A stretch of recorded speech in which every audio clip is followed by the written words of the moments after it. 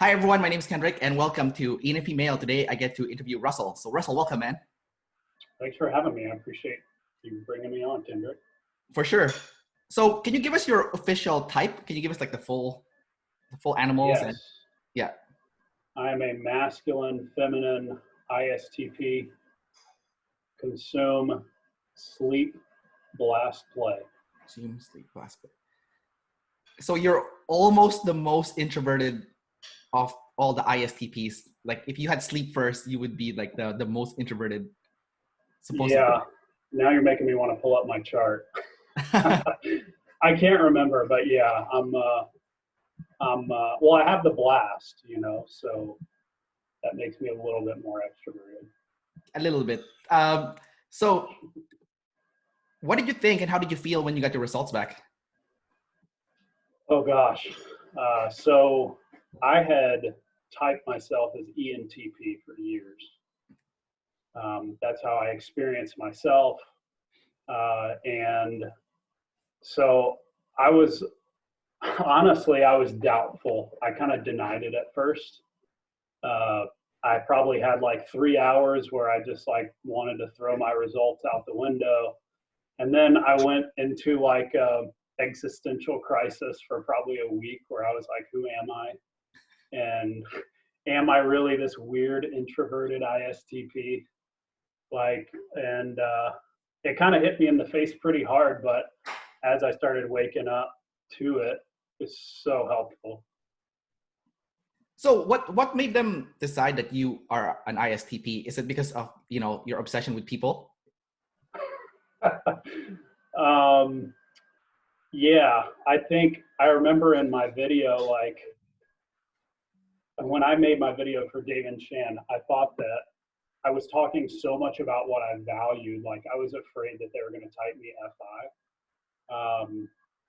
But I talked so much about self-tribe through the video. Like my wife and I had a business where we had a motocross track, and like 20 neighbors rose up and like sued us. And so like that was part of what I talked about in the video, just like your typical like TI dominant, like I don't care how everybody else feels, like, and then the tribe gets pissed off and they rise up against you. And Yeah. so like, I mean, just your typical TI type life problems of that tribe tidal wave. So let's start with that since you brought it up already. Talk about, tribe hate. Like, you said that a bunch of people rose up essentially, to come after you. So what happened there? Like what led them to do that to begin with?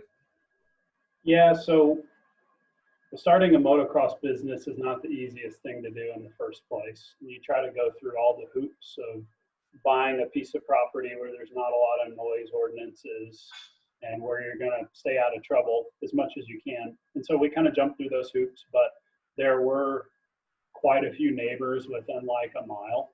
And when you've got like 30 to 40 dirt bikes on a track, it's pretty loud.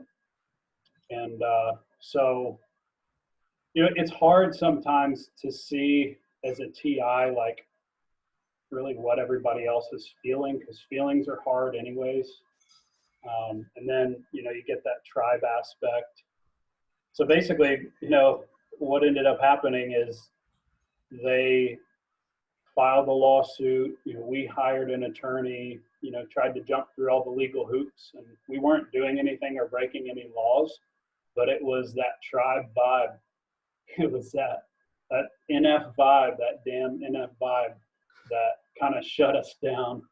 And, they convinced the judge to rule against us. And that was 3-4 years ago. So that was a story I told Dave and Shan, which kind of gave away like that self-tribe aspect of me.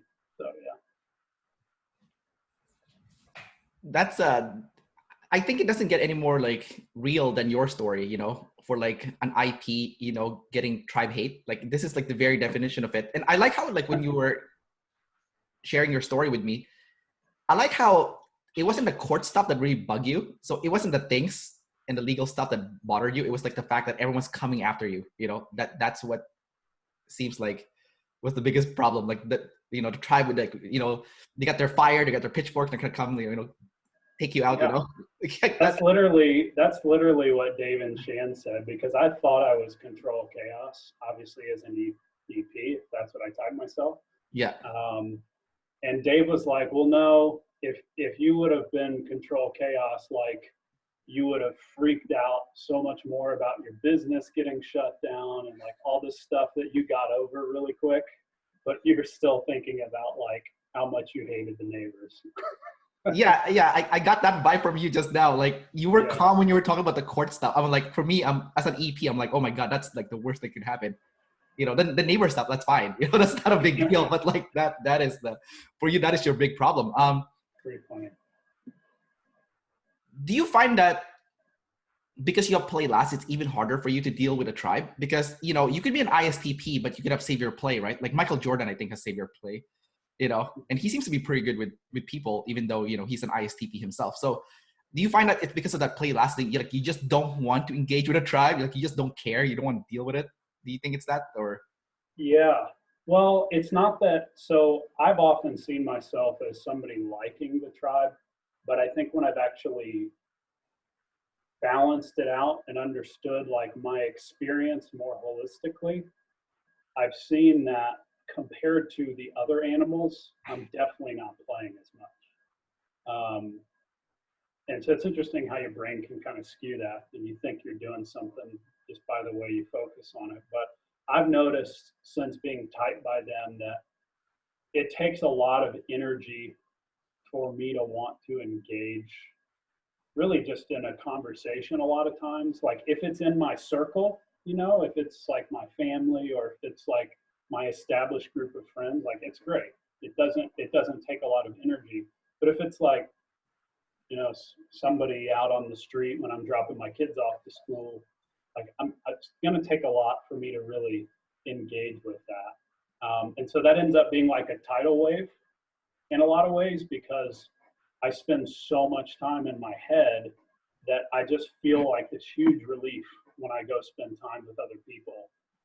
But it kind of crashes over me if I don't proactively like engage and go spend some time with people. So you do have to schedule it in, otherwise it doesn't happen. Yeah, definitely. Yeah. And you're pretty controlled about it too. It's not like, you know, if like a random person starts a conversation with you, you know, that's not going to work for you, right? It has to be like scheduled almost, like, you know? Yeah.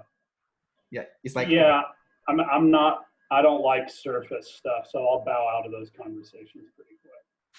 yeah, it seems like for me, it's like for you going to the gym, you know, like it has to be in the schedule. It's like a workout, you know, to socialize with people and stuff. Yeah, it has to be part of like my life and my picture, and you know, that self energy.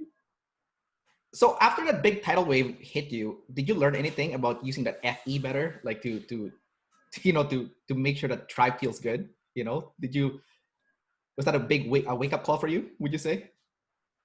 Honestly, I'm still mad at those neighbors. Yeah. Okay, fair enough. But I will tell you this. Um, I've got 3 kids. That's really what's made me be forced to focus on the FE. And that's been hard. Like the way Dave and Shan described it is like, I'll be in my own world doing my own thing, like working on something, and then a kid will come into the room screaming. That's awful for me. Like it's very difficult to go from one frame of mind, especially when I'm deep into something, into another. But I found a lot more balance in my life, like taking the time to hear my kids and validate their emotions. And it's been really interesting because I've realized in doing that with my kids, like 33 years of life, I haven't really done that with myself, you know. But it's easy to hack FI because I'm TI, you know, and I know how to go deep. Like emotions are weird, but I can kind of hack it with TI. But the FE continues to be something I have to like daily challenge myself to. And it just makes my relationship so much richer, like just being conscious of how I'm making others feel.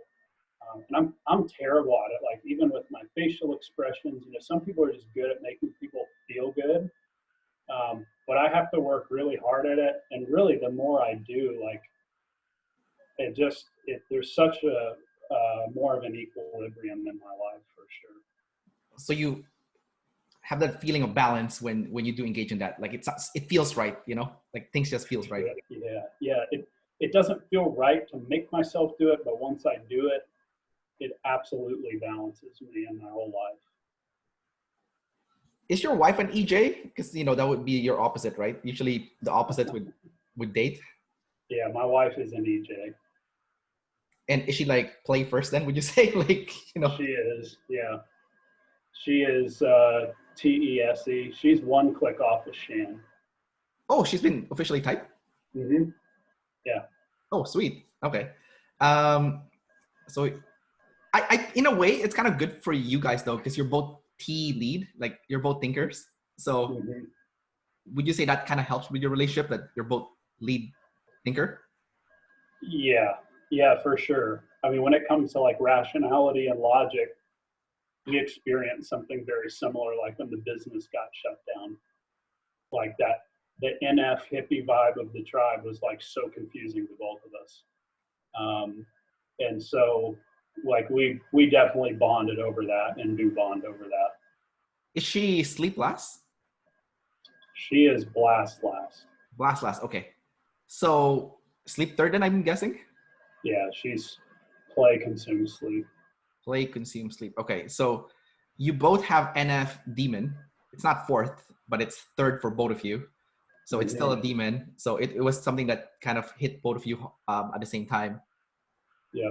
And, it seems like you're both not very good with emotions. So that's going to be quite interesting. What is your dynamics like, you know, with your wife, you know, with one of, like your wife has FI last and you have FE last. So like how does that work? How does like feelings work for you guys? You know, like that's kind of interesting. Yeah, that's something we're actually working through in therapy right now. Very, very difficult. But I think as we, like just being conscious of it is really big, because if you're not conscious of it, it's just chaos. I mean, you don't have any way to process emotions. I'm actually relatively, compared to her, I'm, I feel like I'm good with my personal emotions because both of my parents, I have both of my parents typed as ENFPs. They haven't been officially typed, but I'm pretty sure they're both ENFPs. And so I kind of grew up around some of the feeling, the intuition, like that dominant. And so I think that really influenced me and forced me to grow in certain areas. My wife's childhood was a little bit different. So I'm a little bit better with emotions, but it's interesting because she's demon FI, but she's masculine FI. So it like will build up pretty big and then come out pretty masculine. And it's really confusing because it typically comes out in a demon state. So that the emotional side is definitely like something we're proactively focused on. Is she masculine feminine or double feminine? Double feminine. Double feminine. Okay, gotcha. Okay. I did an interview with Dr. Rationality like a while back, and he said that when he was scanning people's brains, that he saw like a part, like there was this one woman that he scanned her brain, and there was a part of her brain that was showing ENTP, and then there was another part of her brain that was showing ESFP. So the woman wouldn't tell him what her type was, and she asked him to guess. And he said, I see ESFP here on this, you know, this part of your brain is lighting up, which is ESFP, and this part of your brain is lighting up, and that's ENTP. And then she's like, wow, that's crazy, because she said that she was an ENTP, but her mom, who is she's around with all the time, is an ESFP. And so because, like, according to Dr. Dario Nardi, your personality is half nature. So like you being an ISTP, you were born as an ISTP, but the other half is nurture, right? So so like for the fact that you were around so many ENFPs, assuming that they are ENFPs, I don't know if they are or not, you know, then that would make you quite good at using, or at least seeing what NF is and what FI is, you know, just from the environment, you know. Right. Yeah, absolutely. And that's something that I've actually been doing a lot of like looking at myself is the nature nurture aspects. You know, Dave and Shan are more focused on just the pure nature and the biological wiring, which is really valuable. But in my own therapy and things personally I've been working through, I've also seen tremendous growth from kind of hacking my inner child and understanding like the imprint of my parents. And that's been an interesting journey too. So you are consume first and your consume is ST. So are you like a crazy reporter? Like you're always just giving reports, would you say? I'm just more, I guess, I have a YouTube channel, but I'm definitely spending more time consuming. I mean, because Blast is still a demon, but I'm info dominant. So I'm pretty comfortable consuming and then compiling it together in a comprehensive way. I'm double activated intuition. And so intuition and sensory is really balanced, which is probably why I type myself ENFP. And so it's really very easy for me to consume even very new information, especially since I'm gather first, make quick sense of it and spit it right back out. So I guess you could say, yeah, I mean, there's a natural reporter side to me of taking information, making it digestible, and then presenting it in a helpful way. Your consume is ST. So are you just consuming facts after facts? Like if it's like woo-woo nonsense, you don't want to consume it. You know, you just want to consume like hard facts, you know, logical hard facts. Yeah, I mean, yes, but facts can get boring to me. I like how they intertwine into concepts. There's got to be like, yes, it's got to be practical. Right, that's what I meant. Yeah, it's got to be practical and useful for sure. So you don't like fictional books then? You wouldn't read like a fantasy novel or any of that kind of stuff? No. No? Okay, that's what I was trying to get at is, yeah, you know, like it seems like you're consuming ST and NT stuff, but when it comes to, you know, NF stuff, you're like, screw that, that's completely worthless. But what about SF stuff? Do you like to consume SF stuff? Like, you know, like watching like a movie, like, or like really dumb TV shows, you know? Like, do you enjoy that kind of stuff? Yeah, I mean, for decompression, for sure. Like, I can definitely get caught up in the emotional aspect of a movie. And I feel like that kind of balances me out too from the day-to-day mode that I'm in. So yeah, I've kind of grown into that. I didn't used to watch hardly movies at all, but probably over the past 5-6 years, I definitely do that a lot more. Nice. So you're enjoying like consuming SF stuff then? Yeah, in its place. Like I mean, that's, I'm always like haunted by the thought of this is a waste of time, you know, but I can unwind. Well, in a way it's not, because now you can be more productive later on because you've recovered essentially. Yeah.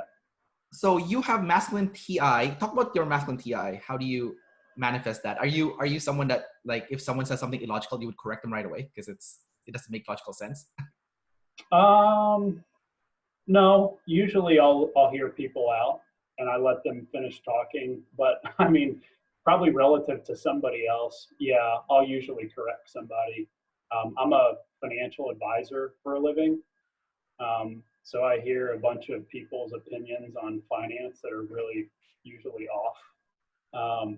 And so I have the ability to blast a little bit and help them understand investing and things like that. But as far as the way I experience TI, since I was typed TI, I've always known that I was TI, even as an ENTP. I mean, that would have been my secondary function.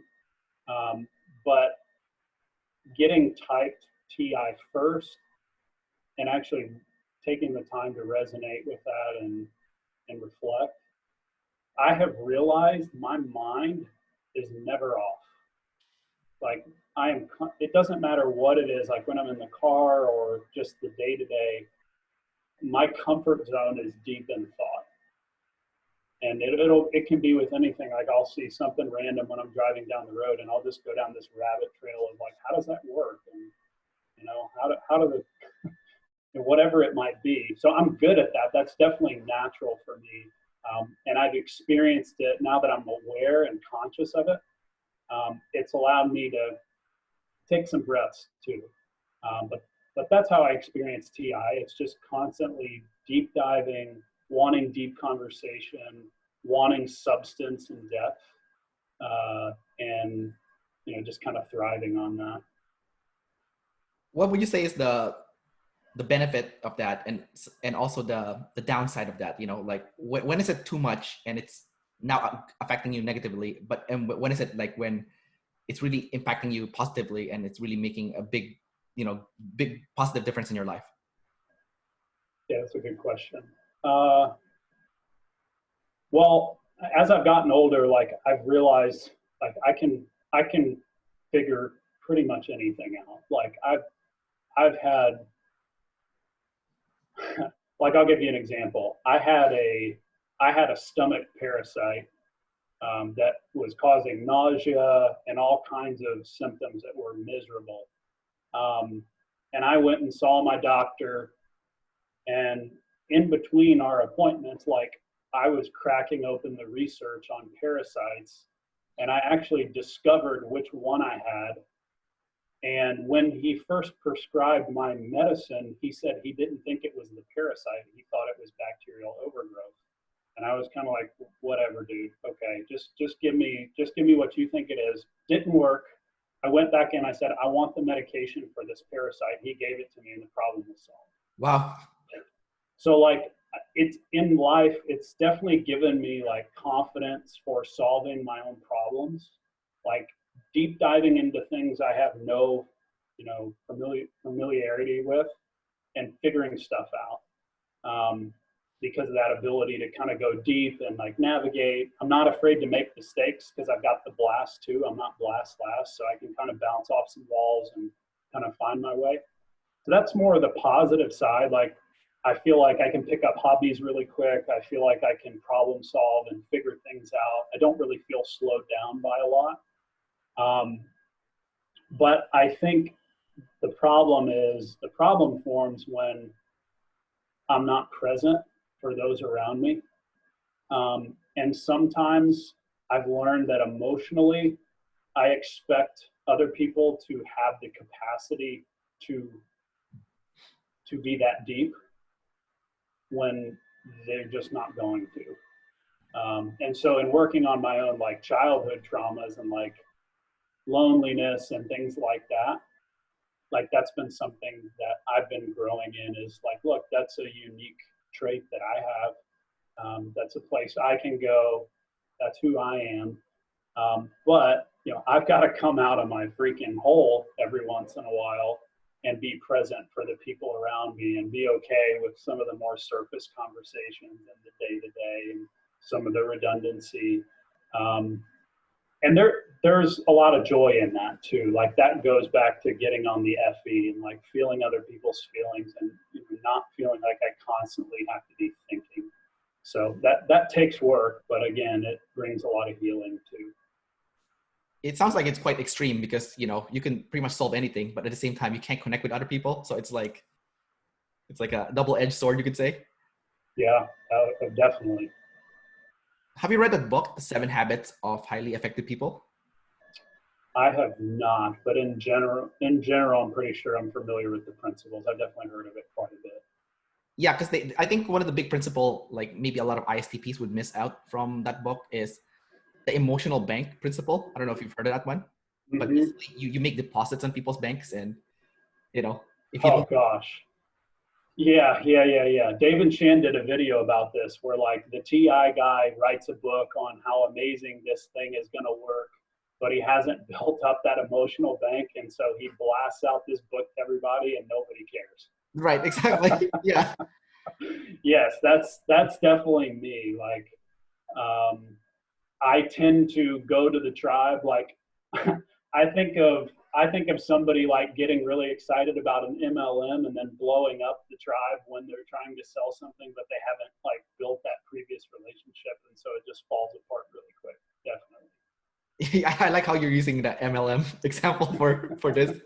But yeah, I guess MLM is all about like play and, building up a relationship, because the actual products they sell, it's overpriced, right? So you have to go with the relationship side to sell it. Um, you are play last, so do you run out of energy really quickly? Because that's one of the things that they talk about. What's your opinion on that? Do I run out of energy? Again, I think it's relative. It's relative to, if I'm really expending play energy. I feel like depending on who I'm hanging out with, I'm actually probably expending more sleep energy because they're in my inner group. So it's not as stressful. But like that play, like that need for external connection.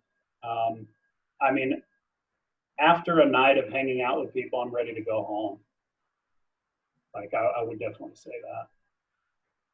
I was having a conversation with my girlfriend about this just like 2 weeks ago. And it's because like with op, they seem to correlate play with, how much energy you have, right?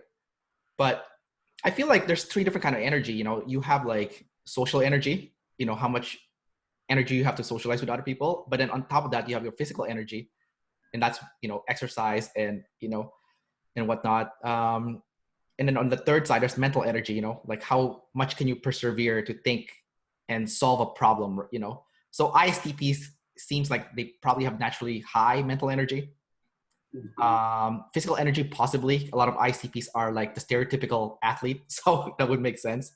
But then I guess social energy would be what play really is, like how much battery you have when it comes to dealing with people. And for that, you have like it's like you spoke to someone once and it's like already a red, like a battery. like Yeah, exactly. I think that's true. And I've seen that in myself as I've come to that knowledge. Because I think I went down that path like you were talking about.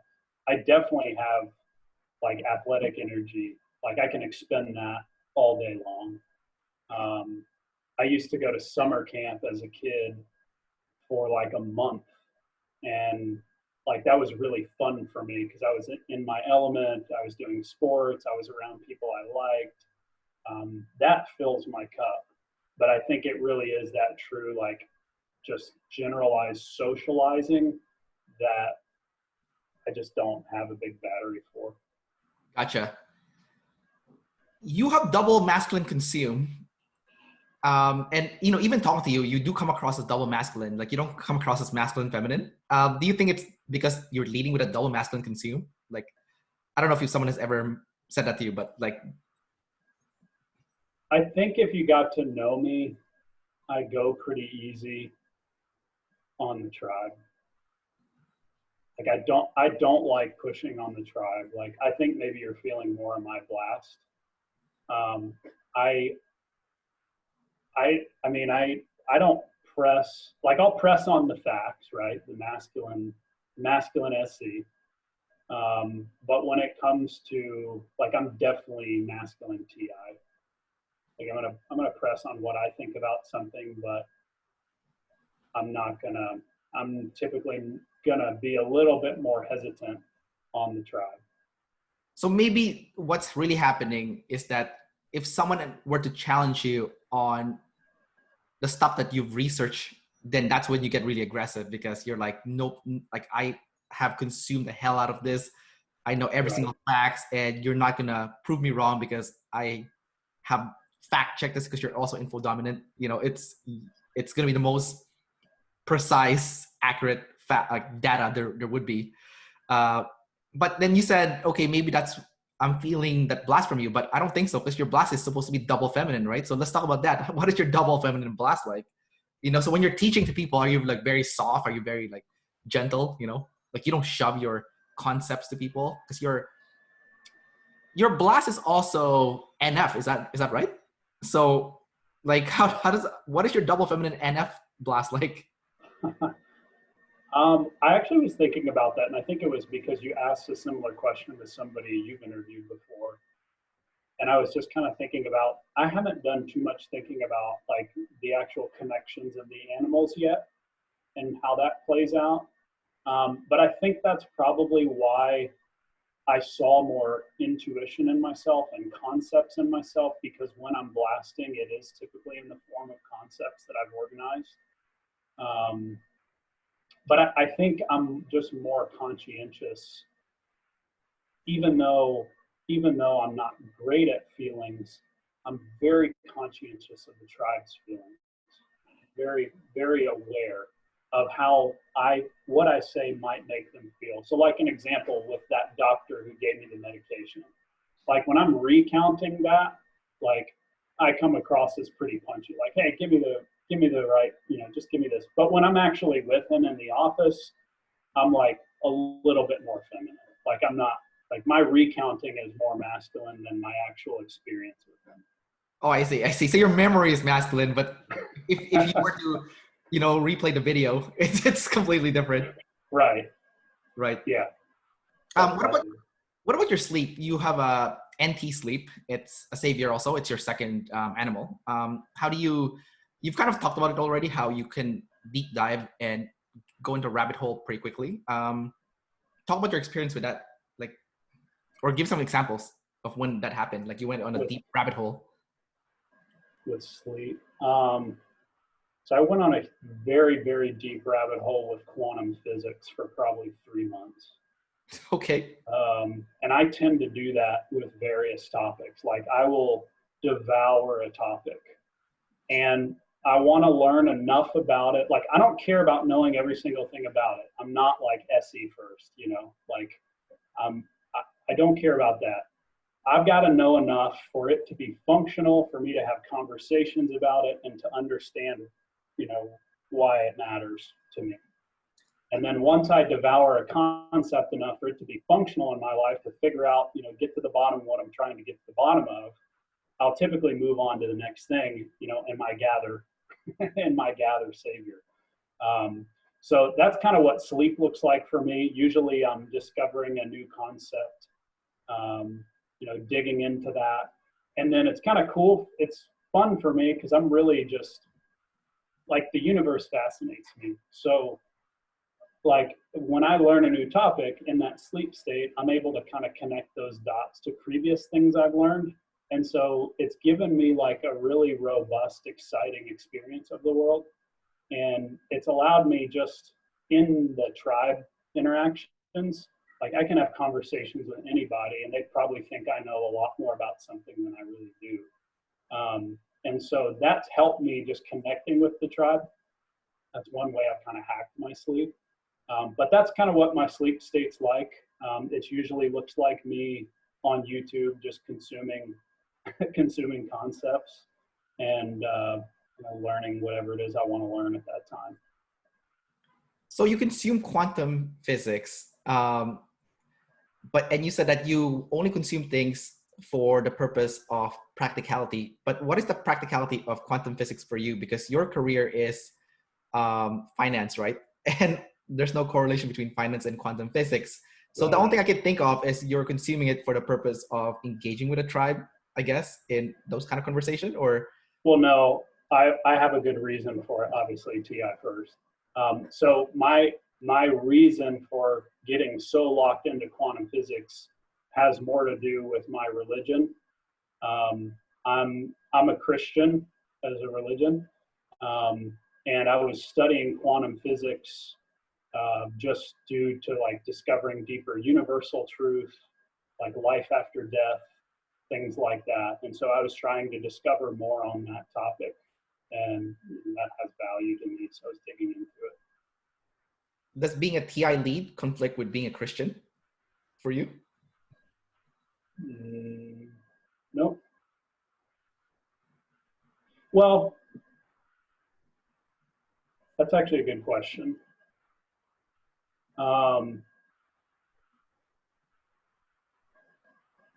I've been trying to tie, and I've actually had some conversations with Dave about this, but just tying tendencies of certain personalities to like be religious or not be religious.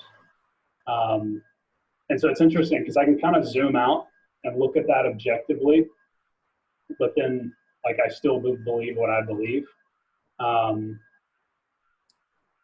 Because my views of spirituality, I think, can account for all the types in a specific way. In fact, I think to account for things like intuition, I think you have to have some type of spirituality be existent in the universe. But I don't know that I feel my TI conflicting with it, because I do look at things rationally. So I'm not going to do something because of the way it feels for me. But I think that gives my views too more credibility when I'm talking to people about what I believe, because it's not just what I feel. It's about what I've researched and the sensory data that I've found, and I know why I believe what I believe. So it doesn't really. I haven't found it conflicting with my Christianity. No, not yet. Gotcha. No, I'm just curious because a lot of people who are atheists tends to be lead thinkers, right? Yeah, a lot of TISI. I think Dawkins is TISI. I actually have a lot of respect for those guys, even though I have disagreements with them. But I think our brains think a lot alike. So you see where they're coming from, even if you disagree with their conclusions. Yeah, but I actually think a lot of their conclusions come from emotional repression too, because they're demon emotions. Right. And they're not self-aware of their childhood emotions that they're pushing under, and that affects their views. I don't think people are as objective as they often think they are. Right. So would you say spirituality is an outlet for you, for your NF, would you say? Or yeah, I think so. I think the that intuition side of me enjoys the connections that I see. For sure. Yeah. Gotcha. Okay. Your playlist is SF. So would you say SF is an area that you struggled with your life? Like, is that an area of struggle? Yes. When I think of SF, I think of like the word popular, just like kind of thriving in the tribe, like having the ability to make people feel good.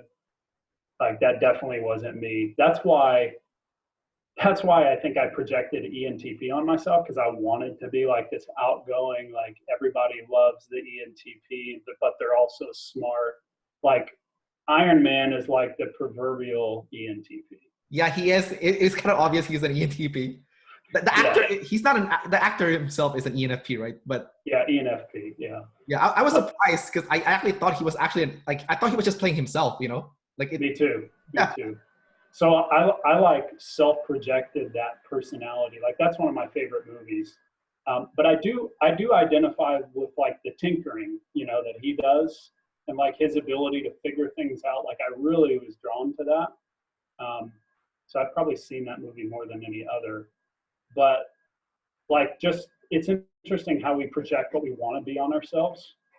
But like I'm totally missing that like SF vibe. And that's what I'm trying to work on. I think as I focus on my demons, that comes a lot more naturally. Like I'm not as clunky around other people, because like I joke with my wife all the time, because she's play first. She's pretty good around others. Right. But like she calls me out all the time on just like really weird faces that I'm making, and like just awkwardness and like things like that. And so like now that I know that about myself, like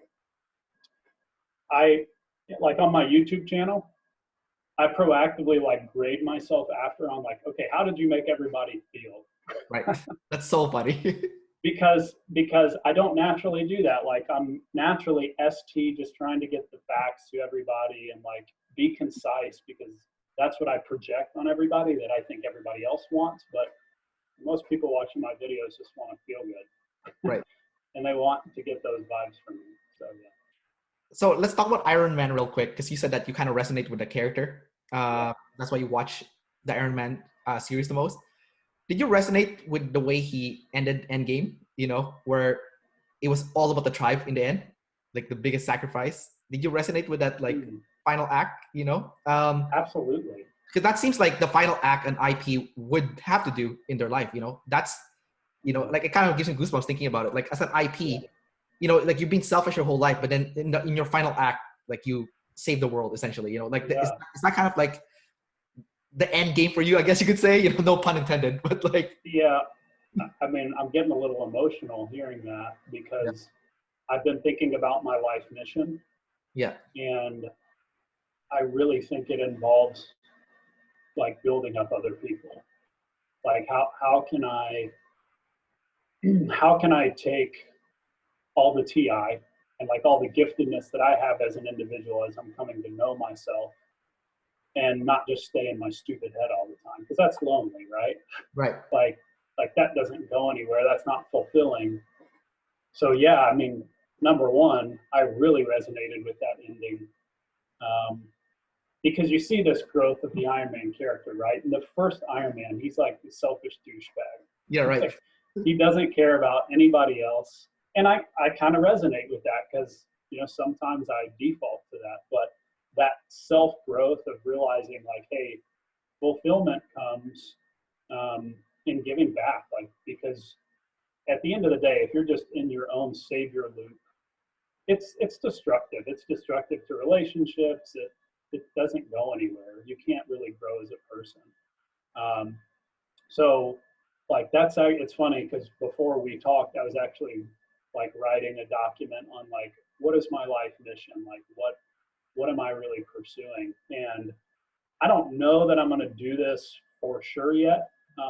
But as I've been in objective personality now for about a year and a half. I got typed by Dave and Shan about a year ago now. Um, I've been just studying psychology now for probably 3-4 years. And I'm really, really fascinated with just that nature nurture relationship you brought up before. Like, I could really see myself TIing that for the rest of my life, and like trying to figure out just the human psyche of what makes people who they are. But then not just that, again, it's got to be practical, right? So like taking that and then helping people have better relationships, and helping people just grow and figure out what their life's calling is. Like, I could really see myself building a channel or something to really TI all that information, TISE the information, but then like give it back to the tribe so they can feel good in their relationships. They can feel good about their mission. That's something that's been on my mind the last couple months. I was thinking about the, you talking about your mission and stuff. In that movie, Iron Man, um, the person that kind of made him do that final act, in my opinion, is another TI lead. Doctor Strange, right? So you have two TI assholes that are like, butting heads. But it wasn't until like one TI guy sees another TI guy that he realized what he needs to do for the world. So when you interact with other TI leads, how, and especially under ISTP, is there like, do you see them doing like really dumb shit, and you're thinking to yourself like, oh my God, I do that. Like, what the hell? Like, I need to stop that. And the path for my maximum growth is actually the opposite of what this other guy is doing, which is what I'm doing. Like, do you see that? Do you see that mirror effect kind of when you? I don't have a lot of TIs directly in my life personally. It's interesting, since I've gotten in the class, I've realized who my friends typically are. Yeah. And interestingly enough, I really gravitate towards like the ISFPs, like the FI dominance. I feel like they're deep enough to really meet me in my depth, but they're different enough to really fill that emotional void that I have. So I become really emotionally attached to FI dominant people. So if I look back and like just in self-typing all my friends from the past, like they've all got FI. But just as far as like TI, yeah, I mean, I've added people in the objective personality community that are TI, and you kind of, it's like looking at a mirror. You're like, oh my gosh, we're all so much the same. Like, Right. And it really brings out the contrast of like we all have something valuable to bring to the world, right? And we all think that we're the best, and Yeah. we project certain aspects of ourselves. But like, I think seeing the objectivity of how like, all right, I'm not that unique. Like there's other versions of me out there. I need to get off my ass and start growing as a person. So I don't know. I don't know if that answers your question, but that's kind of been my experience of like looking in the mirror, so to speak. I mean, the only thing it answered was pretty much people don't hang out with people the same type as them. Like you're kind of repulsed by, someone that is the same type as you, right? Which is kind of interesting because maybe it's a good idea to hang out with people that are the same type as you, because then you see, you don't even need to look inside. You can see it in front of you, like what this person's doing, and they're probably doing what you're doing, right? Yeah. And then when you feel like they're doing something cringy, then you're like, okay, yeah, I'm probably doing that cringy thing that they're doing. You were talking about your docs. This is kind of like a little bit off tangent, but you kind of look like Tom Cruise. I don't know if anyone has ever said that to you. He's an ISTP. Right. So is he in your docs? Because you look kind of like him, actually, like minus the beard. No, he's not. I can pull up my doc if you want to. I'm trying to remember who is in there. Yeah, because I was talking to you this whole time, and I'm like, you kind of look familiar, like, and I'm like, oh yeah, you have like the Tom Cruise face, like. Yeah, I see that in myself. I've seen that, and my dad actually looks a lot like him too. Oh, okay, so your dad's a TI person then. I don't know. I think he's ENFP. I think my dad's FI, but I just mean genetically, he has some of the same looks too. Gotcha. Okay. I'll look this up for you. Yeah, if you took off your beard, you would look like him, I think. Like. Yeah, I think without facial hair, there are definitely a lot of similarities. All right, here we go. I found it. So my Google Doc, my exact type twin is,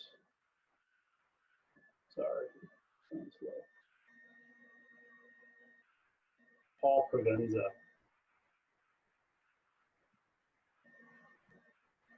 Paul Provenza, James Comey, Jeremy Renner. He was in Avengers. He's Is it Hawkeye? He's double feminine Ti-Se, consume, play, sleep, blast. Sean Penn and Benicio del Toro. Benicio del Toro. When I think of Sean Penn, I just think of him shaking hands with that cartel guy. Yeah. Yeah. And the cartel guy seems like an ENTJ, so it seems like like the natural friendship between like an IP and EJ. Yeah. I mean, all these guys, we have such similar facial features too. Like some of them have very similar smiles. But like what was more interesting to me is to pull up their videos and watch their behaviors. And they're definitely spot on. Like the same insecurity with that play energy. Like you can just kind of feel that. Yeah. But yeah, I really see that in myself now. Because with Tom Cruise, whenever he gets interviewed, he refuses to say anything that would offend the tribe. He's always tiptoeing around the tribe. So it seems like the fear of tribe hate is always like lingering there. Like, you're masculine, feminine. So let's talk about your sexual modalities. Are you good at learning through hearing? Would you say like auditory is your best mode of learning, like watching a video or listening to an audiobook? Would you say is the? I'm excellent at auditory learning. Mm-hmm. And do you have a good ear for music too, would you say? Yeah, I produce music a lot. Oh, okay. There you go. Yeah. So would you say that music is your SF then? That's kind of like where your SF is coming from? Oh, yeah. That's my emotional outlet. I write songs for my emotions. That is definitely my SF for sure. That's how I connect with people too. So you're singing then? Or what yeah, I sing. I play a lot of instruments. Okay, sweet. Okay, yeah, there you go, man. There's your SF outlet. And then what about kinesthetic? You said you were pretty good at sports growing up. So would you say that you're also good at learning with your hands and, Yeah, like I like riding dirt bikes. I can pick up hobbies really quick. Like working out, like all that stuff comes pretty natural. I played football briefly in college. So I've always been into athletics too. Okay, so since you said that you pick things up pretty quickly when it comes to kinesthetic stuff. I want you to talk about your SE because SE essentially is it. A lot of people who are good at sports have high SE, mm-hmm. And I just want to see what your thought process is when you're about to do something that is very kinesthetic. So let's start with motorbikes because that's what you brought up. What I took a year off to go backpacking before, and one of the things that I did when I was backpacking was I went to Vietnam, and in Vietnam they have a scooter culture, so everyone's riding scooters. Mm-hmm. I've never ridden like a motorcycle or a scooter in my life, and I tried riding it there, and I was freaked the fuck out. Like there was Yeah. no way, like it was just too scary for me, right? But Right. because I have SI lead, but I notice people with SE, they're not scared of like when they see like the sensory chaos. That to them they're very comfortable with. You know, like for me, I'm deathly afraid of that. Like I don't even drive fast with my car because I'm scared of like weaving through traffic. But talk about so chaos in the sensory world. Talk about that, like your finesse, your ease with that. You know, like jumping in with something that seems dangerous physically is something that seems. Would you say that's not something scary for you? No, like I assess the risk because you have to remember it's attached to TI. So Right. there's a lot of deep thoughts about outcomes and what could happen, but it doesn't necessarily sway me. It just makes me better prepared and that much better at it, I feel like. So like I mean I skateboard, I dirt bike, I'm good at driving go-karts in my car, and I my wife tells me not to say this, but I've never been in a serious accident because I'm pretty quick and responsive. So the experience of it is just like I have, especially since it's masculine sensory. I just have a natural awareness of what is going on at all times around me. Like in my peripheral, like in front of me, there's just this natural tuning in to everything that's around me. So when I go ride my dirt bike track, my dirt bike on the track, usually like I'll be scared to hit a pretty big jump, and I'll do it and I'll do it perfectly. I'm like, oh, that was easy. Like because I almost overplay it with my TI, Yeah. and then I do it and my body knows what to do. So that's something that Shan said to me is it's very common for SE dominants to be comfortable with these things. Right. And I've come up with a theory that most professional like dirt bikers are FISE because they've got the value system to be committed to that one thing that they just love.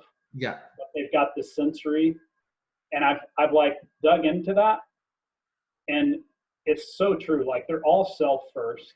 Like they're all self first personalities. Yeah. They're all really good with the sensory, and they all have the same life problems. But anyways, side note, but that's really interesting.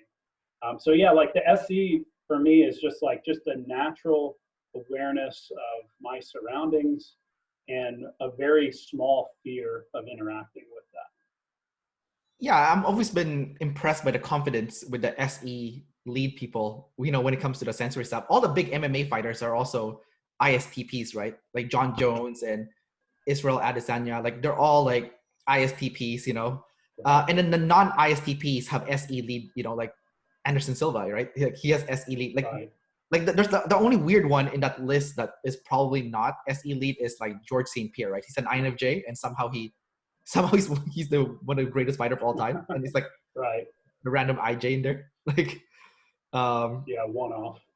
yeah, but he's the best though. He's like one of the best, if not the best. So it's kind of Yeah. It's almost like he had to climb more of a mountain to get there, you know, so he had to do the work, which sets him apart. well, like his strategy is always the same though. Like if he knows his opponent sucks at striking, he'll strike with them. If he knows the opponent is a striker, he'll wrestle with them, right? So he's always just using the same strategy that like it's almost predictable like what he's gonna do, but he's still gonna win because it has the highest probability of working, right? Right. Because he's all around good at everything, striking, grappling. Like he doesn't have like a weak spot per se, right? So and but it's kind of weird though, because some ISTPs like you know, Conor McGregor, he's just a striker, right? He doesn't grapple at all. Like he has no wrestling, right? And then I think Khabib, you know, the guy that beat him, I think he's SI lead actually, you know. Yeah. Well, I think one thing that I've learned that I've struggled with that I used to think I was good with is doing things like on my feet. Like I like preparation. Like if I'm making a YouTube video, I'd much rather read a script that I've written. Yeah. and taking time. And so I think that's an advantage that more of the, I think it's just more lead intuitives that are willing to like guess on their feet, or like in debates and things like that, they're willing to just come out before they've done the consuming and just Yeah. blast and go for it. Like I could see that playing out in like a fighting sense where they're compensating better for something unexpected. Whereas like us ISTPs, we're not that great at that. Like we've got to be prepared and do the deep diving in advance. Right. I've seen that in the UFC because John Jones refused to take a fight last minute, you know, without preparation, you know. So Yeah, I do see that like you need to have consumed first before you could yeah, participate in for something. sure. You wouldn't take that Yeah, risk, right? So just to in respect of your time, I'm going to ask you a few more questions. We'll just wrap it up, okay? sure. Are you in a rush? No, we can go a few more minutes. Okay, sounds good. Talk about your NI real quick. You have feminine NI, so do you forget your concepts that you've learned or patterns that you've learned? Do you have like a bad memory with concepts and patterns? Yeah, I have to refresh myself on concepts so much. Like if it's fresh, I'm excellent. Like I said, like it's really easy for me to take the facts, organize them into a concept, but I forget stuff all the time. Like I've got to go back and do major refreshers if I pick up. Like if I started talking about quantum physics, like I would have to go refresh for a little while for sure. And then with your FE, do you look at a tribe value spectrum and then you stick with the tribe values, would you say? What do you mean by that?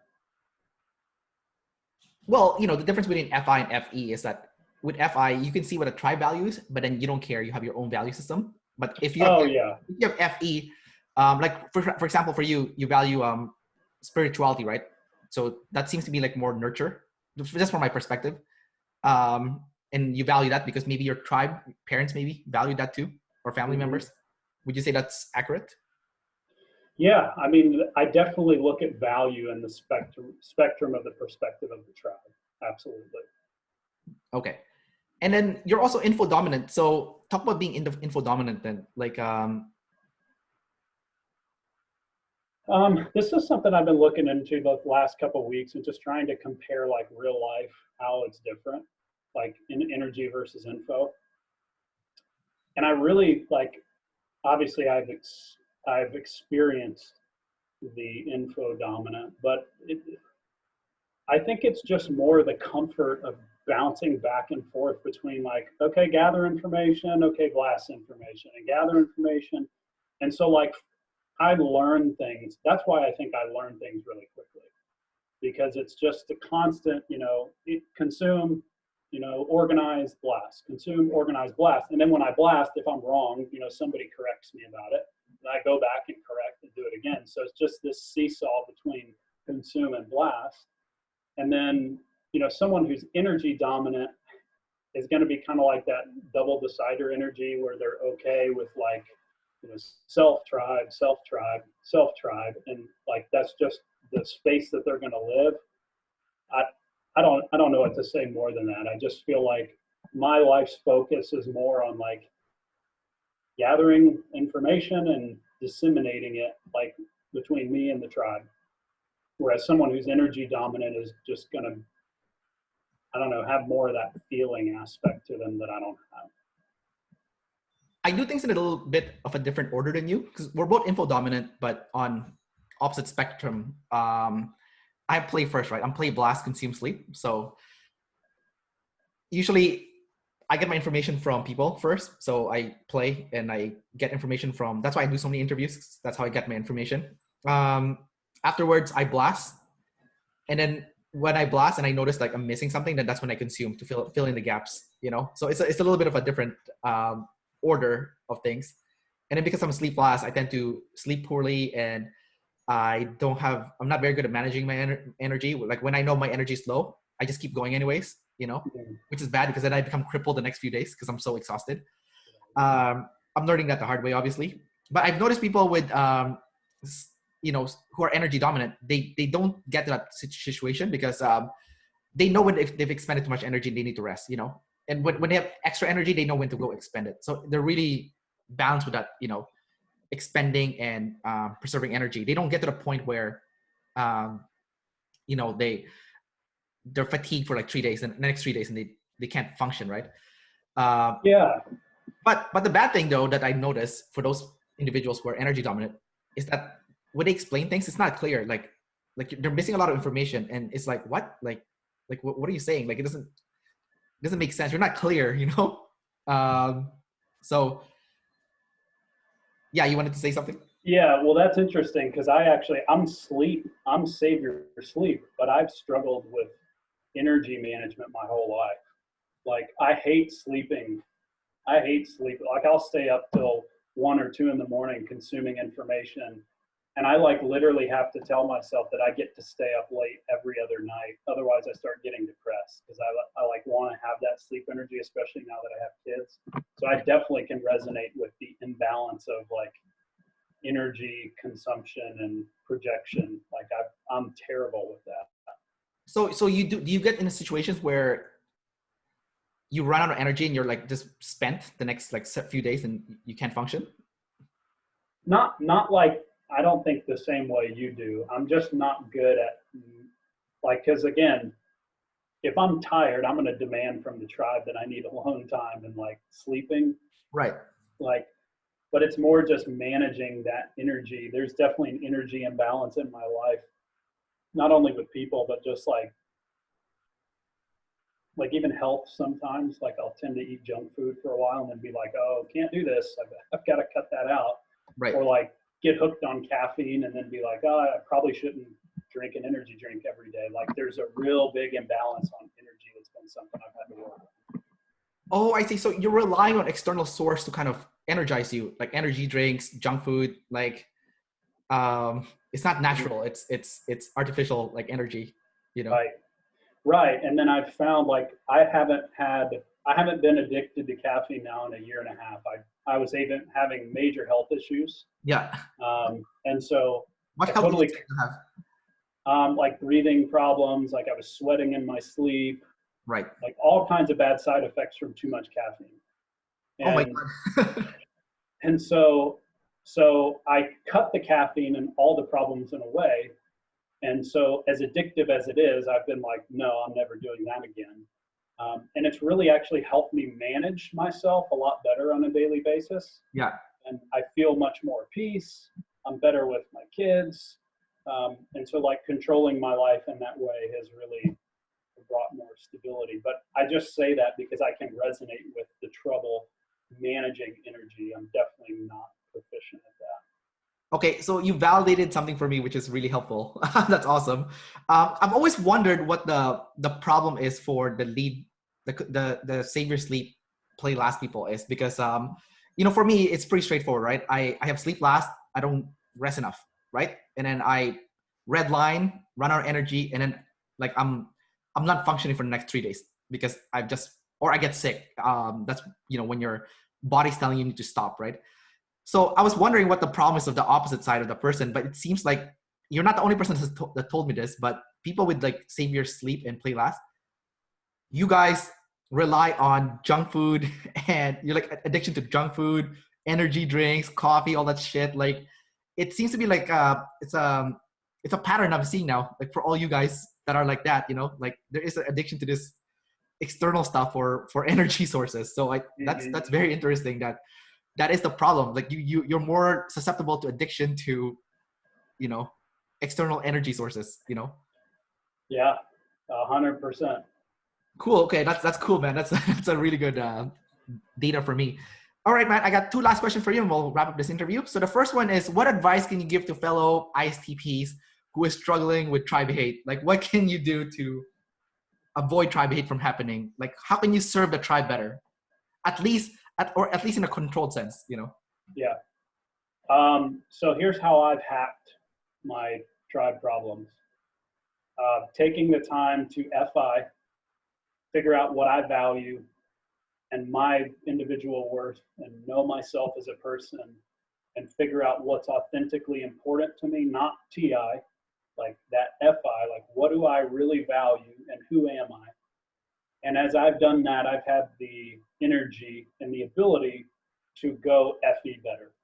As I've healed myself and kind of hacked my TI in a sense and plugged up to my TI and my ability to deep dive and kind of applied that to myself and worked on myself, FE has become much easier. For example, here's a real life practical example. I've been doing inner child work in therapy, like healing traumas from my childhood. As I've done that, my ability to FE with my own children is much more compassionate. It's much more, it's just much more self-aware of the emotions. So for all of us TIs, I really think it's being willing to go into that internal space first of our unresolved traumas and feelings, and then we'll be equipped to go out and support others and actually want to do that. Gotcha. That's very interesting that you're doing work with your childhood traumas.